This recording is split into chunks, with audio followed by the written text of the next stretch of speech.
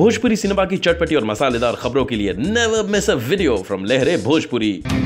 भोजपुरी फिल्मों के दो स्टार खेसारी लाल यादव और पवन सिंह इन दिनों अपने एक नए विवादित गाने को लेकर और अपने फोन रिकॉर्डिंग को लेकर सोशल मीडिया पर काफी चर्चाओं में हैं।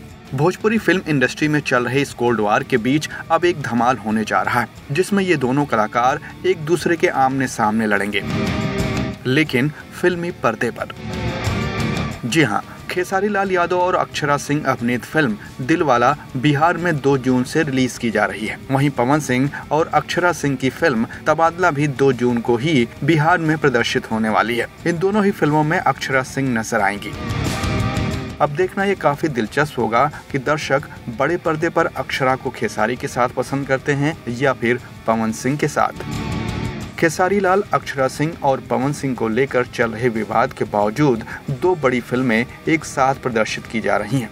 इसका परिणाम क्या होगा और दर्शक किस फिल्म को और किस जोड़ी को पसंद करते हैं, इसका इंतजार काफी बेसब्री से रहेगा।